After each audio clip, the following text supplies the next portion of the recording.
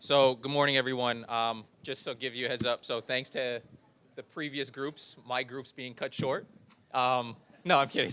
So we are being cut short, so we got to keep everything succinct. But that being said, I just want to kind of quickly talk about, so the name of this panel is Constructing Value. So quickly, I just want to mention a few things. So has anyone heard of Peter Drucker before? No? Maybe? Not at all, huh? Okay. So he had a great a quote, and he said, "Culture eats strategy for breakfast."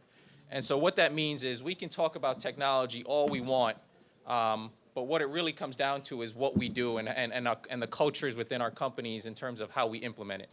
And so strategy is important. I'm not saying strategy is not important, but it'll be without addressing the culture within the company, it's bound to fail. And so having the right people at the center of that cultural change is probably the most critical part of anything we do. And so two things, just quickly, before I go into the introductions for everyone on the panel here. There's really, when you think about the culture, there's really two ways to approach it, and they both have to happen. So one is just the top-down approach, right? So making sure that you need to identify the leader who gets it, who understands what you're trying to do, and who creates an environment that embraces that change, that technology, and that can come from the C-suite, that can come from Nick's suite, right, the business unit leaders, that can come from whoever it is, but it needs to come from the top down. It needs to be somebody who's going to establish that path for the change.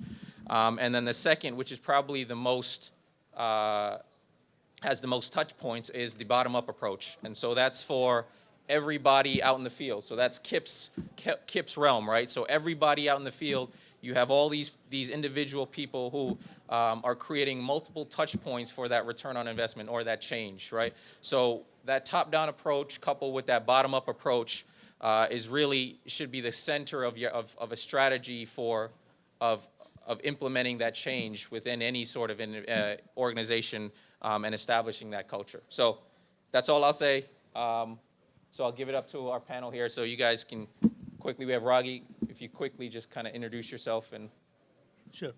I am Raghi Iyengar, founder and CEO of ManufactOn, a 5-year-old company focused on the whole movement towards offsite, prefab, modular construction. So we have the software platform to help manage that process of producing everything offsite, coordinating everything to make sure that the job site runs like an efficient assembly plant. And the reason I call it an assembly plant is because I've spent 30 years, in the 80s and 90s, I was with Intel and spent 30 years trying to make construction more and more like manufacturing. And now I think it's all kind of coming together. So I'm really excited to be able to help accelerate this transformation. And I'm Nick Ertmer with Dpr Construction, business unit leader in Raleigh, Durham. For those folks who know Dpr, a national general contractor, really focused on technical innovation. We are a self-performing general contractor that's also pushing into prefabrication in a significant way. I sit in the kind of the juxtaposition of executing from a business side and being responsible for revenue and the business side, but as living inside of a matrix organization, I'm touching all of the functional pieces of leadership at DPR, such as data integration, technology, and so I've got sort of that leadership responsibility to try to be in the middle of those dueling pieces of the business at times. I'm Shane Scranton. I'm the CEO of IrisVR. How many people in here have put on the headsets? I know the last panel talked about it a little bit, but how many people in here have tried VR? Okay, great.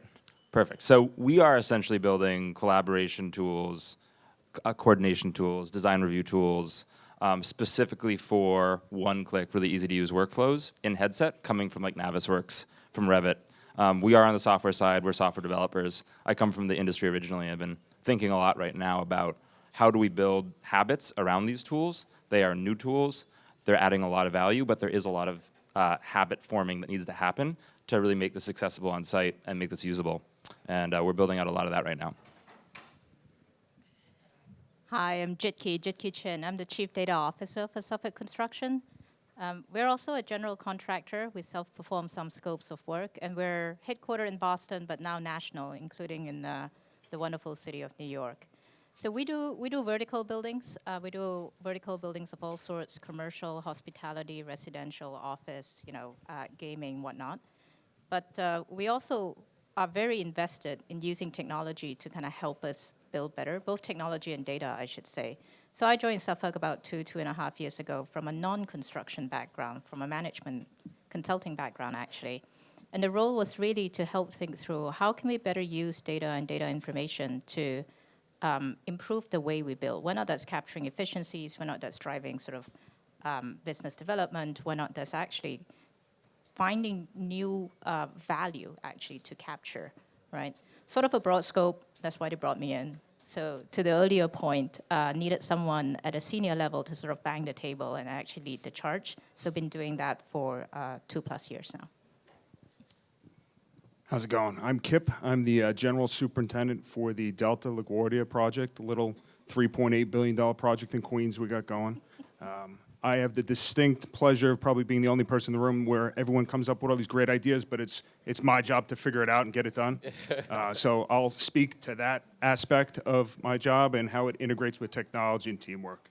So, all right, so great. I mean, Kipp mentioned it. So we have a kind of a broad range of experiences and backgrounds on the panel here, and so understanding that, and so all of these questions are going to be kind of geared towards each individual person's experience and role in the industry.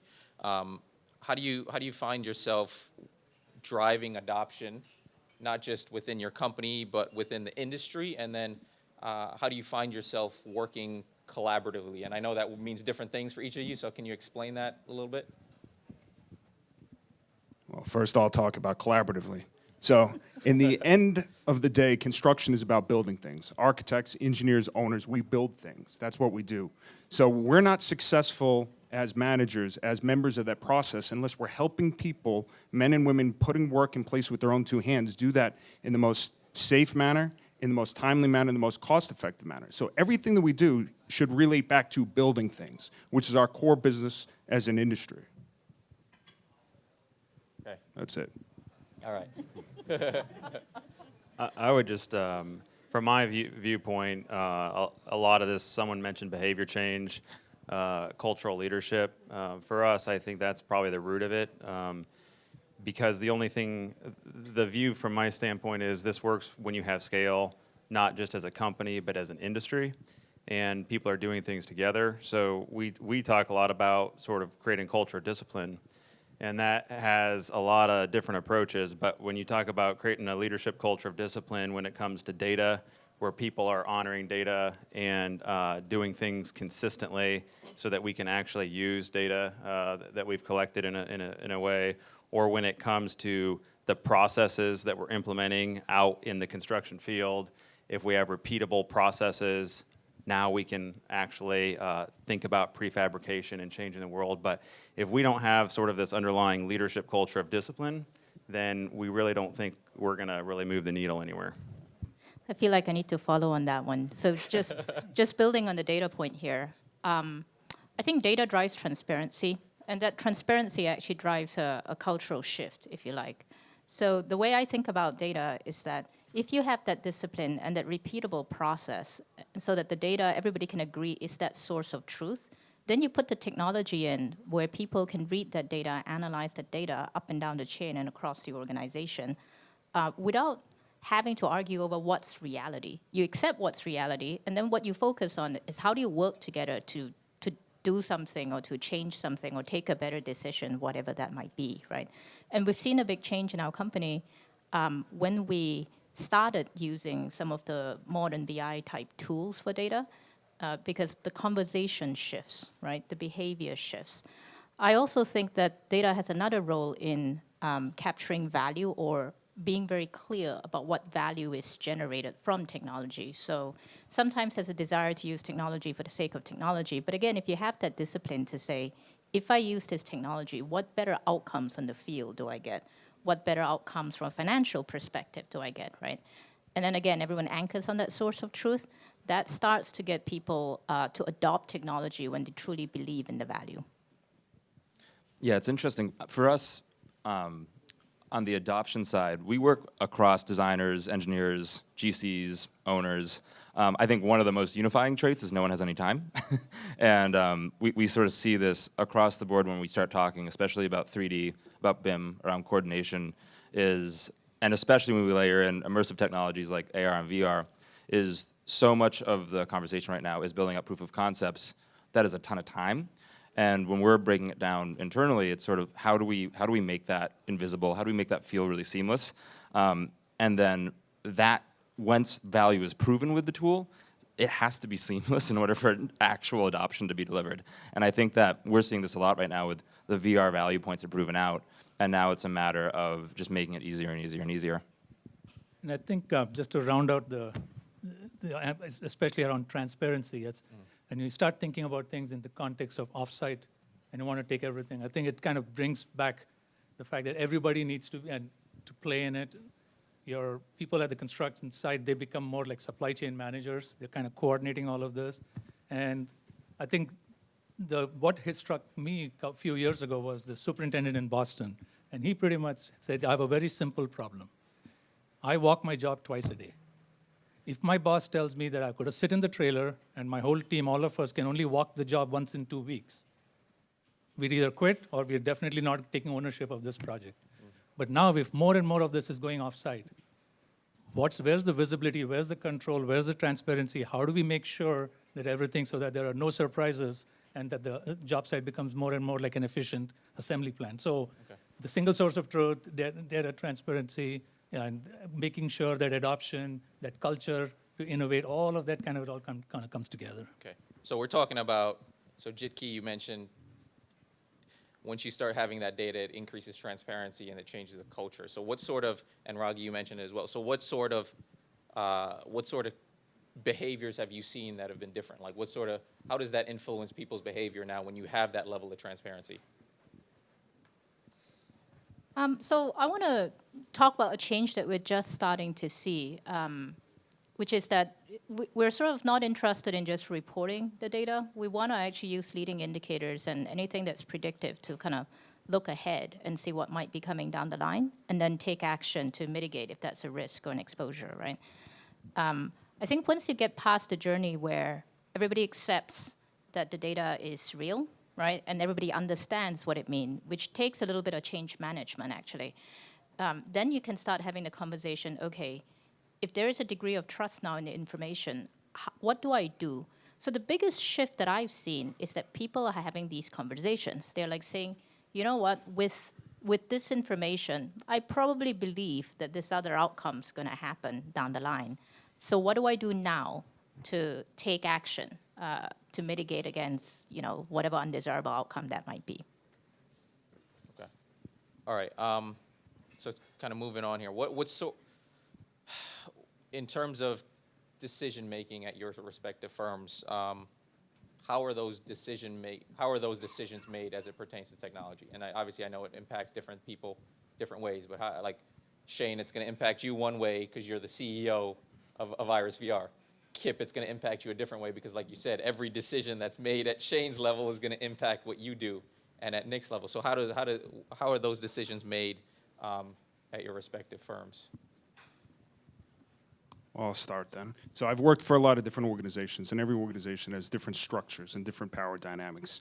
At the end of the day, though, it is the project teams. Every project team on a construction site operates as its own company, no matter what anyone thinks at the C-level suite. Every project team operates in their own world and their own paradigm. They're going to do it the way they've done it for the last 30 years because they're not going to institute additional risk. They're not going to deviate from the way they've always done it because it doesn't make sense for them to do it. They have a full-time job. Before you brought this shiny new box that was going to save the world to them, they don't care. They have a full-time job that takes 60 hours a week to begin with, so they're not going to play with it. They're just going to keep on driving the way and keep you as quiet as and out of the scene as you can. So what you have to do is you have to get buy-in from those folks, those men and women who are sweating, bleeding, in the snow, in the ice, trying to get your jobs done, and figure out ways to make their job easier. Because as a whole, as an industry, when we make that execution portion easier, we all win. The design team wins because the design is more fluid. The owner wins because the project's done safer and more on budget.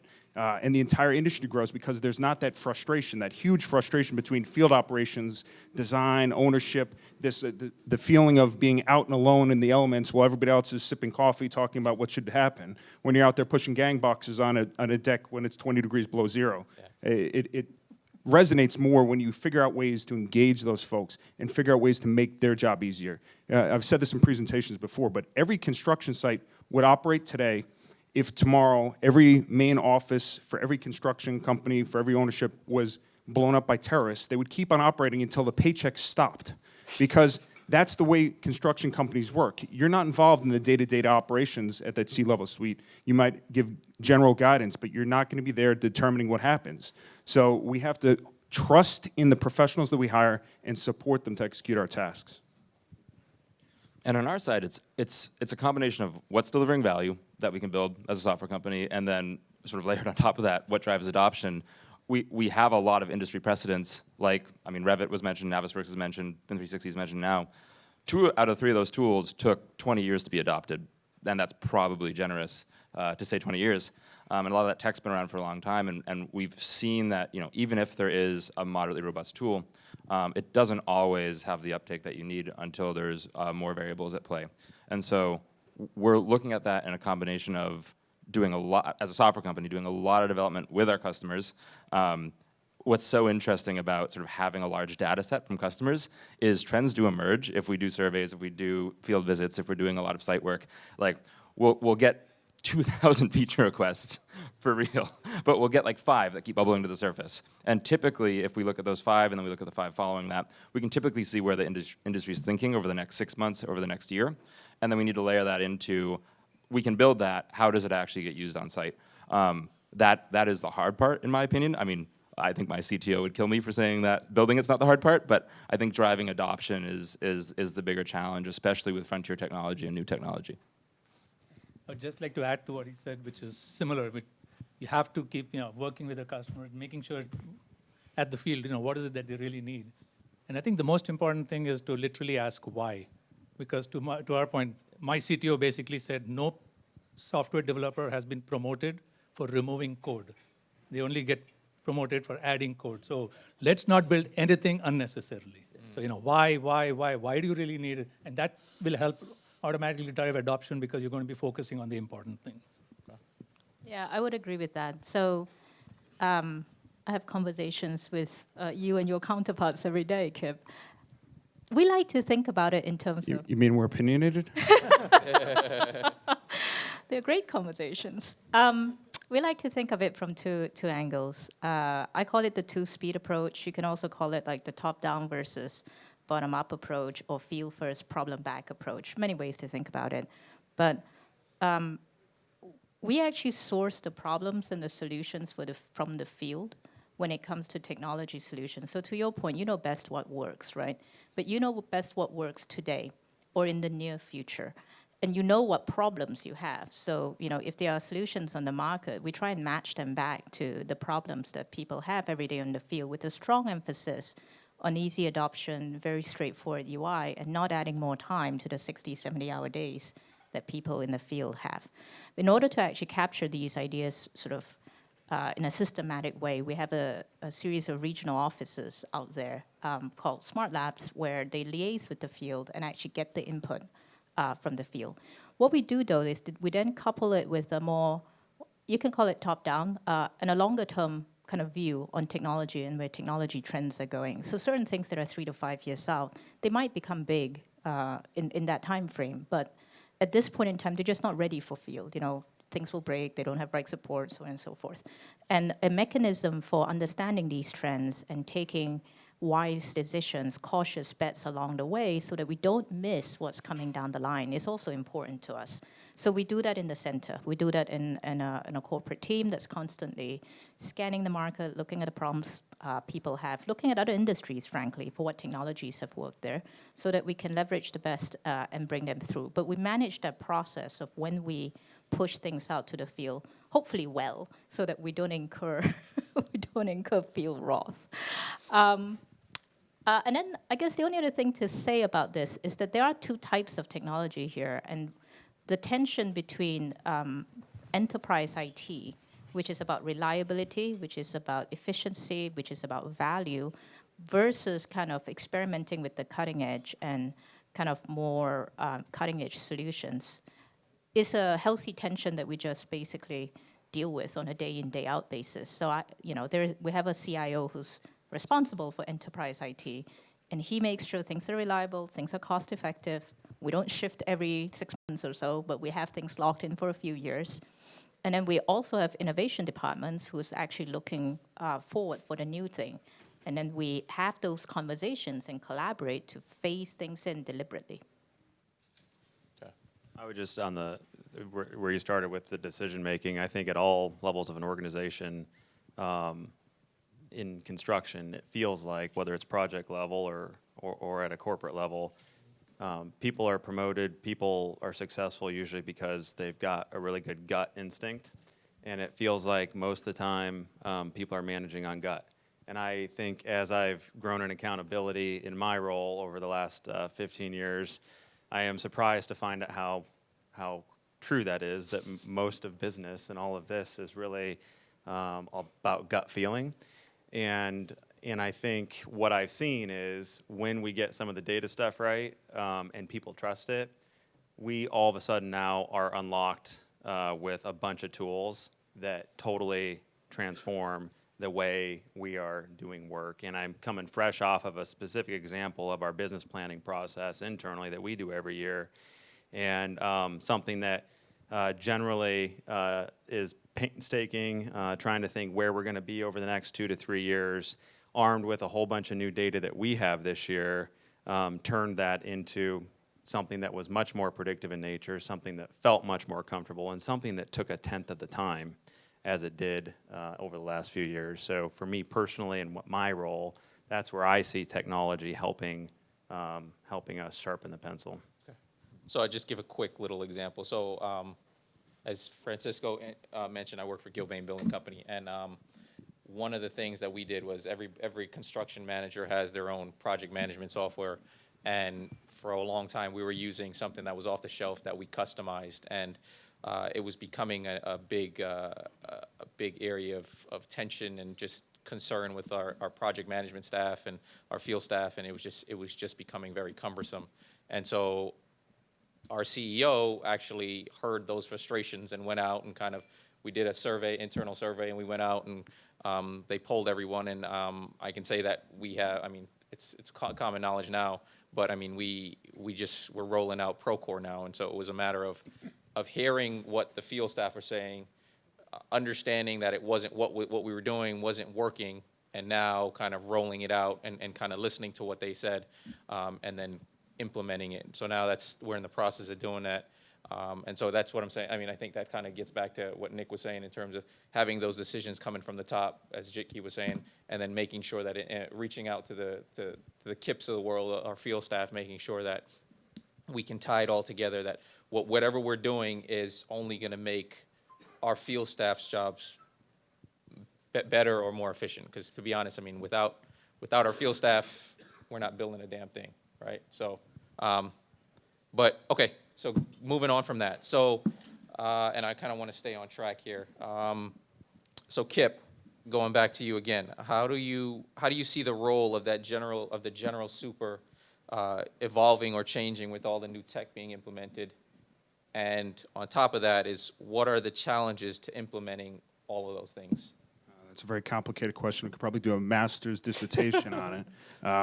We'll start with the general super role over time has changed, and it's a pendulum. It goes in cycles. So we're going back to when we talk about unified project delivery method, that's back to the master builders, back to when we were building castles and we were building the Great Wall of China. There was one person in charge who said, this is what we're doing, and that's the way it's going to be. Not this collaborative approach that we've gone through, and by divvying up risk and divvying up contracts, we've worked that down to a point where it's no longer one decision maker. We talk about collaboration through design, which is great, but it has to happen before the boots hit the ground. Because as soon as the boots hit the ground, the money starts ticking. It costs me $4,137 a minute to run the job.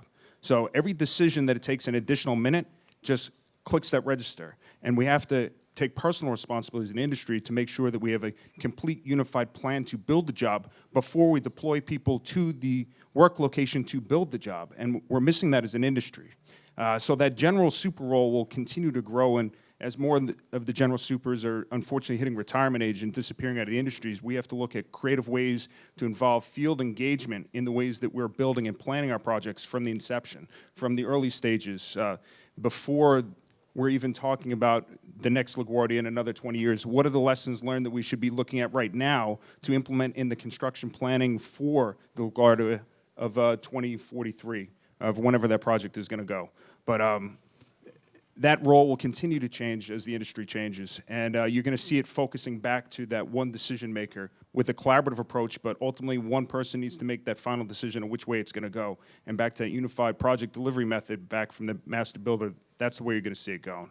As far as adopting technology on the sites, at its core, construction is a competitive team sport, right? It's a competitive team sport. So we all have to work together to communicate, to execute, to get the job done. And that hasn't changed. It hasn't changed in a couple hundred years. The first book on being a construction superintendent was published in 1883, and it breaks down being a construction superintendent to communication, coordination, and execution. That hasn't changed, and it won't change for the next 1,000 years. When we're building the Mars modules for the colony, guess what? It's going to be communication, coordination, and execution. So we have to focus back on ways that we can integrate that into the way that we're executing our operations to support our end goal, which is always to build the project as most efficiently and effectively and timely and safely as possible.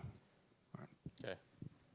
So I know you guys, not everyone's in the field, so does anyone else have anything to say to that? Okay, so you mentioned, Kipp, you mentioned the gap, right, of superintendents on that verge of retirement. How do we fill that gap? Well, I think that's an industry problem, and for a lot of reasons, it's only going to get worse over time. I think the average age of a general superintendent in the industry is 65 years old. If you factor in retirement age, next 5 to 15 years, that's a 70% reduction in that staff that's there, where there's a huge age gap. For lots of different reasons, socioeconomic, educational pushes that our industry is viewed as not a successful industry. Just because at 5 o'clock this morning I was moving gang boxes around on my site means I'm not successful because I'm wearing a hard hat and vests. It doesn't matter that the average superintendent in New York City makes more than the average attorney in the United States. They don't publish that we don't have a voice in the industry attracting young talent to field operations, to making it happen. Everyone thinks the mark of success is wearing a nice tie, sitting behind a nice desk, sitting in a meeting, when the mark of success should be mastery of your task. And there's no task that's more about mastery, more about collaboration, more about team building, more about leadership than it's being a construction superintendent, because you're integrating with everybody. In a 10-minute conversation on the job site, you could be talking to somebody with an ankle bracelet who's on work release to the CEO of a multi-billion-dollar corporation in a couple seconds and talking about the same thing. Where's the Porta-Johns? Okay. So those are all things that you're going to have a unique individual who can change gears. So classically, to be able to communicate effectively with that billionaire and the guy on work release so that we're all getting the same task done, because that's one of the hallmarks of our society and one of the hallmarks of the American experience is that we're all working together from all different walks of life, from all different educational perspectives, from all different industry points, but we're all moving forward to a collaborative goal. And that's what a superintendent is. So you're saying it has less to do with technology? The technology is going to help, and I know. it needs to help because it's a collaborative team sport, Yeah. right? It's competitive. I embrace technology, and one of the reasons I've been successful is because I look to technology. Because a construction professional, when any hiring manager you look at a resume, you're looking at two things. It really breaks down to two things: education plus experience. E plus E. E plus E equals what? I. The individual has that information based on their education and experience that they're able to regurgitate to solve problems and make decisions.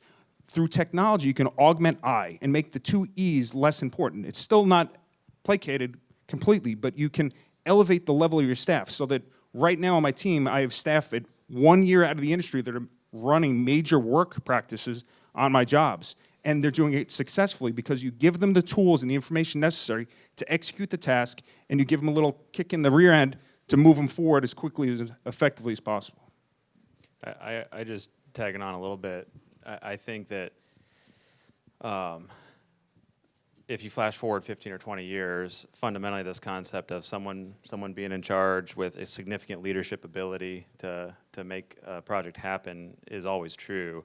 I also think that the project team composition, the way we traditionally think about construction, is radically going to change over the next 20 years. And so instead of sending a superintendent, a project manager, some project engineers, some MEP folks out to manage a project on site in a trailer, where they are relatively, if the world blows up around them, they're going to keep chugging.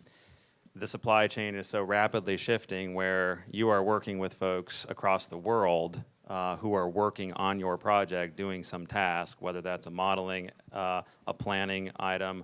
We're prefabricating components across the world, and you're managing a completely different procurement process. I think that will rapidly change the way that contractors look in the field in 20 years. And so we will need fewer people, but we will need much more smarter leaders who are in those positions to orchestrate that really complex function. So they may be making significant, double the amount attorneys are making in 20 years because they will have significant more responsibility to make the whole thing come together. We're probably just going to have fewer of them. Yeah. So that's a good segue into kind of Raghi's role. And so Raghi, what do you think is to be made of that move towards offsite prefab modularization, and some of these companies that we're seeing pop up now, and then how do you see that? How is that going to impact markets such as New York City? So it's interesting. So if you look at what's happening with offsite, you've got the traditional, the subcontractors, the electrical, mechanical. They've been doing prefab for a long time. And what they've been saying is they want to do more prefab because of the fact that, as Kipp was saying, there's shortage of resources in the field. So how can they, so they get all these requests, let's send it all back into the shop, let's try to do more and more prefab. So that's happening on one side. But the other interesting thing that we've been seeing as a trend, and it's great to see this whole construction supply chain rapidly going through this transformation, and we're seeing this, getting this ringside view. But just to use a couple of examples, I would look at San Francisco with like a company called Factory OS, and with Skender in Chicago, both modular volumetric builders. And we were literally with them from day one when it was an empty factory. Nothing had started yet. And they were like, okay, we need to get the production process going, we need to get the technology going and all that. And what they were really scared of was, how do we staff the factories with construction labor, knowing that there's a massive skilled shortage of construction labor? So and the extreme case was Skender put out these ads for their factory, and within a weekend, they got more applicants than they could ever, hope to fill. So they had to stop taking any more applicants. And they were like, oh, so we do not have a shortage. But then guess what? People who wanted to come to work in the factory were not from the construction industry. They're from outside the industry. So they were like, oh, so we do not have a shortage of resource issue, but we do have a shortage of skilled resource issue. And that's where, in both the cases of Factory OS and Skender, the Carpenters Union was extremely proactive, working with both these companies, and said, let us work with the people that you're bringing on board. We will train them and get them into these factories and so forth. And Rick Holliday, who's the Factory OS, the founder and the CEO, and he's a property developer as well. And his success story he talks about is he had a waitress come in and work in his factory as a starting, journeyman, got trained, continued on, and now is a shop foreman, a factory foreman at the station. And he's like, talk about so I think this issue of skilled construction labor, I think in the field is going to continue to be an issue because people do not want to go work in the field. But I think people from other industries and especially with the shortage and with manufacturing, a surplus of resources available and all that, I think this whole offsite modular is going to help alleviate a lot of those resource issues. Okay. And then just one last question before we get into our question, Q&A. Shane, as the CEO, how do you judge, and you touched upon this a little bit, how do you judge what's worth pursuing and developing versus what's not pursuing, and then like what's your criteria for deciding what the industry needs or what it doesn't need? Yeah, so when we're when we're doing a lot of this planning, we are trying to be 6 months ahead of where the market's moving. The good news is, in some cases, like construction makes that easier because adoption is slow. But that's overlaid, and that's an understatement. That's overlaid with VR and AR and a lot of the technologies we're building on moving crazy fast. We'll have customers sort of get set up with sort of a pilot program of headsets 2 years ago, and they're starting to get adoption, they're starting to see traction, and they email us and say, hey, we're ready to start deploying more broadly, let's send out these headsets, and those headsets aren't made anymore, they're on a different platform now. So a big piece of what we can really anchor to is a couple core workflows, and it sort of ties into what you guys were talking about, where more of the teams sort of inevitably will be distributed. There's a lot more information digitally, there's a lot more data, there's a lot more being coordinated on and planned earlier. We love all that. We know that you'll be able to catch more issues before you're out in the field. But also, when you're out in the field, a lot of the decisions that you need to make in person occur because you need to stand there and look at something. If we look 5 years down the line, AR and VR and anything that you're wearing on your face that gives you a true sense of scale can really help drive that decision-making process, even if you're not there in person. And so we look a lot at what does collaboration look like in the future. If you do have, say, skilled labor, but they're not on site, what does collaboration look like in the future? If you have someone that needs to approve something, but they're 2,000 miles away, can we create a really seamless platform for people to make those decisions really easily without needing to really think about it? And just like probably some of us are on email right now or some of us are on Slack right now, how do you make that communication feel really seamless, but in a spatial decision-making sort of way? And we're sort of looking at that future and thinking about how we phase into that with AR and VR developing so quickly and construction waiting for easy-to-use push-button solutions and trying to overlay all that. Okay. All right. So I encourage everyone, well, let's get into Q&A. So thank you. Anyone have questions for any panel member here?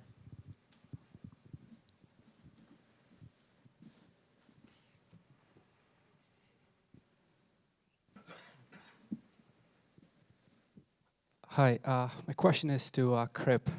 Kipp, right now I work for a construction advisory firm, but before I used to work for Turner Construction, the GC side. I was also the concrete super at one point.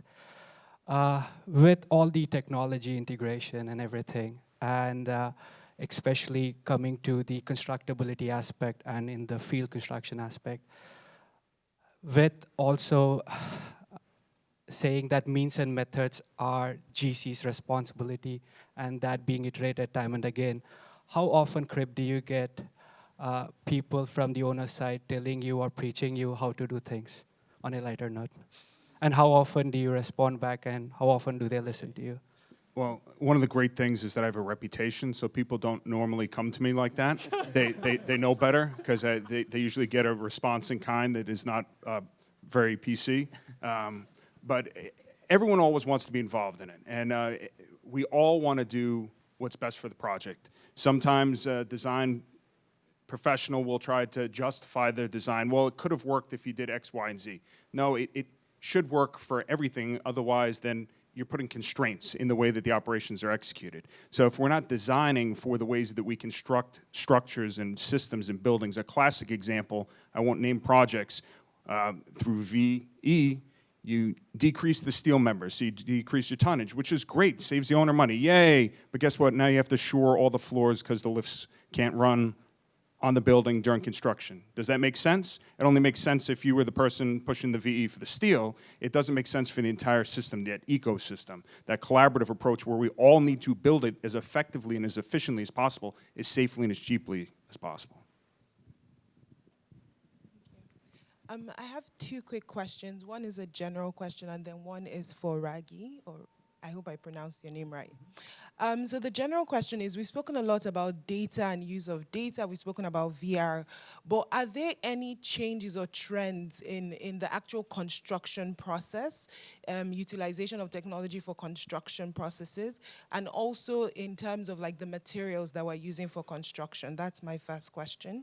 My second question is, can we be specific about the skills that will be required for this new segment in the construction industry? And this is about prefab and construction offsite. Can we just be more specific about the type of skills that we should want to develop in the next couple of years?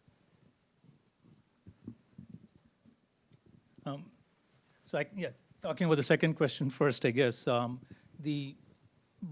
think before we answer that question, I think we need to talk about this continuum that's happening around this offsite. So today, what's happening is you're taking your current construction methods and current construction materials and just moving it into a factory.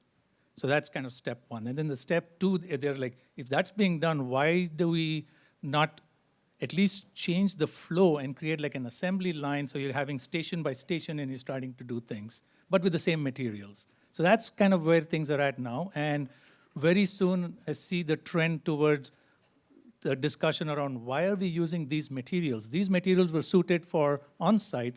Now we have the flexibility of using different materials off-site.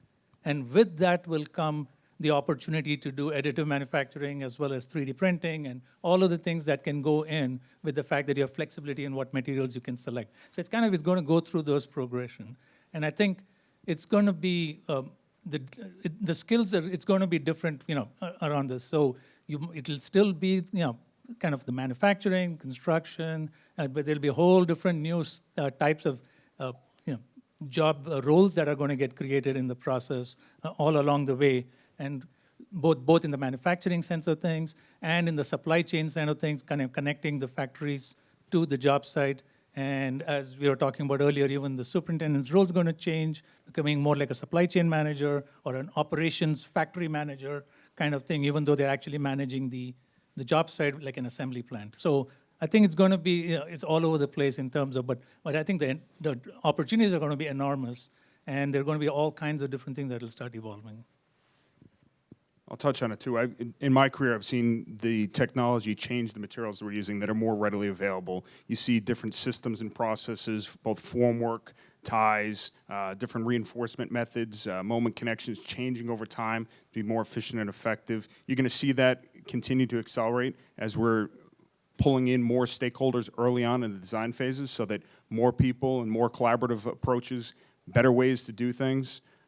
From a training standpoint, a trend that I see that's worrisome to the whole industry is this feeling of different folks that they don't have to be there to make it happen. That after 8 hours, they should be able to go home. Guess what? Construction and getting things done is not an 8-hour job. It's not clock in, clock out. It is, you have to feel ownership. You have to feel that sense of a part of you is tied to every single project that you're involved in. You put a little bit of blood, a little bit of sweat, and a little bit of tears into every single one, and it has to be a two-way street. You have to have that ownership in order to be a member of that team. Too often you see new folks coming into the industry and they believe or they feel that they should be very, very highly compensated for just doing their job. Our job is to get it done. So I think we have to foster as an education system that approach, just get it done. It comes to communication, coordination, execution. It hasn't changed since 1883, and it's not going to change for another couple hundred years, but that ownership and that involvement. So if I can add to that, so I think getting back to something Kipp said is, I think what's going to change is you're going to start to see architects and designers become more of that. I think what needs to happen is we need to get back to more of that master builder type thing, where there's an ownership on the designer side, where there is a means and methods that the designers are looking at, where we are now looking at how can we all be better as a team, how can we all complement each other. And so I personally, I think, and this is just my own personal thought, is just that that's not going to happen until you start seeing designers and engineers start hiring people like the VDC people at construction managers. Because there's a level of constructability, there's a level of how things get put together that construction managers, that means and methods that construction managers really focus on, and that the VDC team at CMs are really reliant upon, and that's kind of their bread and butter. Until designers start taking some of that into their own house, into their own shop, I think we're not going to see a big shift in the industry until that happens. So, I think there's a training component too that we're seeing happen a lot, and this was mentioned in the last panel too, of sort of the rise of game technology in enterprise and in our industry, and a lot of techniques and skills that used to only be able to be taught on site can now essentially be gamified and either done on screen or done digitally in headset. And that is changing. We're seeing a lot of this happen right now in healthcare and around like operation procedures. I choose to believe that there's not much more complexity working on a building than working on a human body, and like healthcare is really pushing this. And I think there's a lot of potential in the next couple of years to drive training towards skilled labor remotely and digitally. any other questions? Okay, so what I'm hearing is that the jack of all trades is dead. Not one individual could really define the overall prospect of a job. And I do understand what's being identified as that current new generations aren't willing or currently aren't interested in the blood, the sweat, the tears associated with the construction management process that we kind of are dear to. But unless we get to a VR solution, which is probably what some might identify, where your 90-year-old George, the General Super, is still working on site via a augmented reality screen, still directing or getting his 2 walks a day, it's unrealistic for us to not figure out how to really engage the younger community into getting into a great industry that is construction. And I think at the end of the day, we solve interesting problems, but we are horrible at marketing that for the new generation. They don't see it as solving interesting problems. They see it as, demand. And there's too many gatekeepers associated with allowing the labor force to be created. So I want to define that because in terms of an 18-year-old trying to get into our industries, I mean, you've seen it anytime the union has openings. There's a lot of people trying to get in, but only 10% get accepted. So what happens to the other 90? They go somewhere else. And they tell their friends, oh, don't even try. It's harder to get into the union than it is to get to Columbia University. And that's ridiculous when we have a labor shortage. So, I mean, to the panel, my question would really be, how can we kind of eliminate those gatekeepers associated with the industry input into major construction? We're in New York, right? Because that's where we're at. I know in other places it's a little different. But it still requires an apprenticeship model that we currently don't really define well. So I take personal responsibility for it. On every one of my projects, I do have an informal apprenticeship program where I have training, development, lunch and learns for my entire junior staff. And I have a tiered approach, and I don't play the mommy daycare stuff. You have to maintain a 75% average. You have to show up at all the classes. You have to get all your homework done, and you have to show that you want to be part of it. Otherwise, you can go take your lunch somewhere else. But if I'm paying for your lunch, you're going to learn, and I'm going to invest the time and resources in you to make you a better professional. And then I'm going to set you up for success every step of the way, but you're going to be challenged. You're going to come at 2 o'clock in the morning on a Saturday to make sure that your delivery got in time, because that's your responsibility to make sure that it happens. I'll be there to support you. You have a problem at 2 o'clock in the morning, guess what? I'm going to pick up my phone, and if I need to, I'll drive in there to stand next to you. But I take personal responsibility. I think everybody in our industry needs to take that personal responsibility, that we don't necessarily need somebody with a master's degree from Columbia to be standing there at 2 o'clock in the morning. You just need somebody who wants to be part of it, who wants to solve the problems, who wants to grow. I look for alternate means of bringing people in the industry, and it really comes down to, do you have a little bit of smarts? Are you willing to work hard? Can you follow instructions? Are you trainable? And you have a little bit of grit. If you have those things, you're going to come work for me, and very quickly you'll figure out if you're a fit or not, and you're going to come to that conclusion before I have to tell you. Yeah, to that point, I think we all need to look at ourselves and look at our companies. I mean, every job listing you see for a project engineer or a superintendent, it says college degree or blah blah blah blah blah, right? Now, if I'm saying if I have a journeyman or a tradesman who's worked at a union, in a union for 20, 30 years, and they're looking to get out of that, they're looking to get into the CM side, but they never went to college and they only went to trade school. Are you telling me I can't hire them now because they don't match that criteria? So I think we need to look at, all the CMs in the room need to look at that criteria. Are you saying that their expertise isn't going to trump? They could probably run laps around half of your field staff just by them having that 20 and 30 years of experience in the field. So I think we all need to look at ourselves in the mirror and look at our requirements for when we do it. And to Kipp's point, I mean, same way. I mean, I'm sitting there. I have guys who sit on guys and girls who sit in the office, and I'm like, look, coordination doesn't happen at a desk. It does, but I had one of my guys tell me the other day, oh, I've seen underground before. I said, yeah, you've seen it on one building. You've never seen it on this type of building. You've never seen it on a high rise. You've never seen it on a healthcare facility. You can't. It doesn't happen the way it happens on a computer screen. You have to be out in the field, and that field experience should trump anything that. Yeah. Sorry. So yeah. It's okay. This might be, just gut or a random prediction, but I actually think the pendulum's swinging back the other way. I think that there is indications that the fondness for like an office job just in front of a computer is losing its luster with the younger generation. And we are in a profession where it is genuinely exciting. It's very inspirational, very visionary. One of the reasons I joined the industry, even though I didn't have that background, is because of the pride in being part of a team that builds buildings that are tangible, that last for decades, right? So I think that if we as an industry actually make that training available, open those doors, get rid of those gateways, I actually think demand might be higher than we'd expect it to be. People want to work with their hands. People want to see a tangible product that is not vaporware that disappears after like a year or so. But I also think one of the things to tag on is, at least traditionally, most CMs are recruiting construction management degrees and civil engineering professionals from school. And so we're only as good as those pools of candidates are.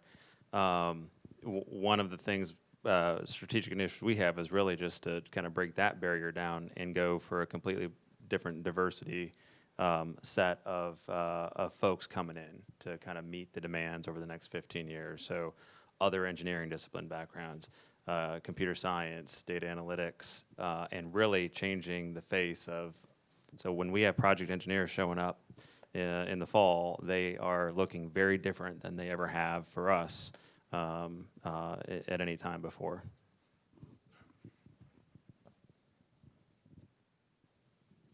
Yeah, so my question is, I guess, what do you think subcontractors are doing in terms of using technology?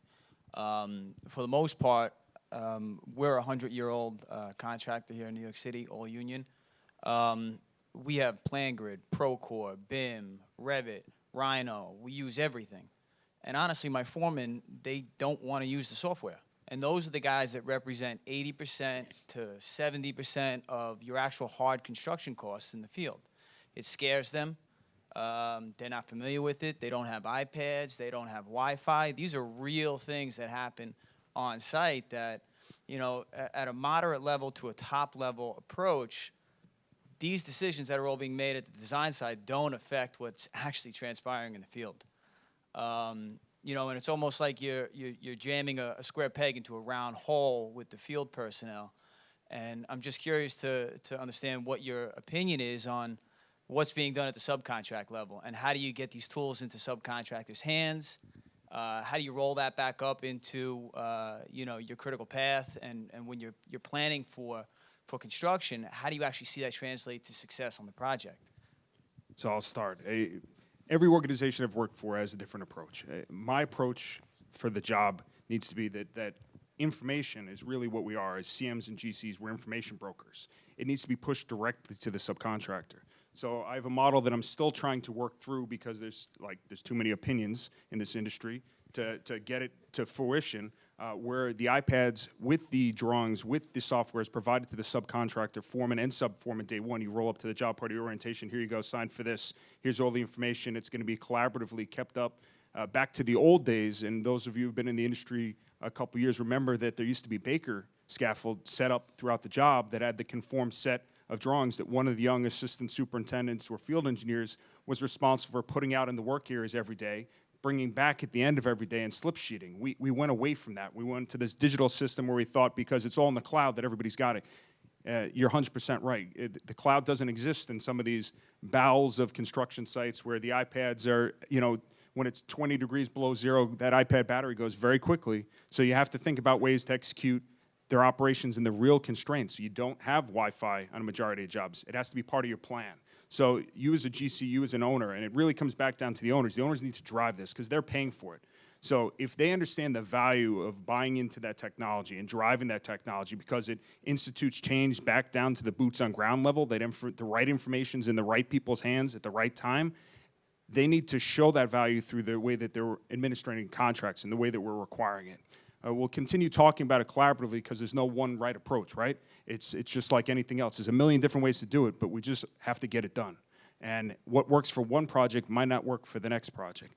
But I really think once owners drive that initiative down to, hey, I'm already buying that. I'm buying printing costs as part of your subcontract agreement. So why am I not just pulling that money back from you and saying, here's an iPad with the software that's pre-updated that I'm going to manage to make sure that it's right? Because how often do you have a conform set that issues a new DI or ASI on a Friday that you're out, you don't get a chance to send it to the printer, and before you know it, it's 3 or 4 days before it makes it back to your field crew?